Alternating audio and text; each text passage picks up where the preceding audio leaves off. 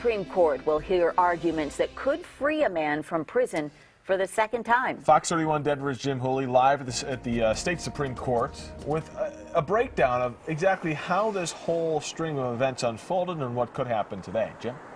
You know, Kirk, the Supreme Court is getting ready to hear the arguments coming up here in just a couple of hours in downtown Denver. It's a complicated case. It's got a lot of history. It goes back a couple of years here. But this man basically let out of prison by mistake some 7 years ago. And his family says at that time he really turned his life around. He had been rehabilitated. He got a family, started having kids. He had a couple of young boys. He got a job and he went to work every day. Again, the family says he now deserves a second chance because of that rehabilitation.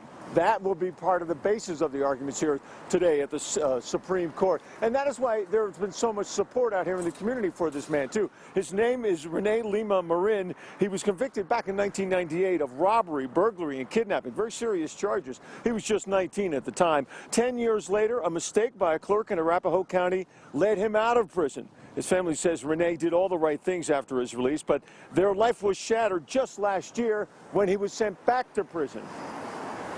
You know, you're living your life one day and then out of the blue, your whole life's turned around. Your whole family's ripped apart. You know, you're trying to explain to your kids what's going on, and it's been really, really hard. Now, the state attorney will argue that those arguments, of course, tug at the heartstrings, but really the family, they claim, knew that for the entire time that Rene was let out of prison, that a mistake was made, and they kept quiet about it. They never said a thing. The man that was convicted with him back in 1998 is still behind bars. He's serving some 98 years in prison.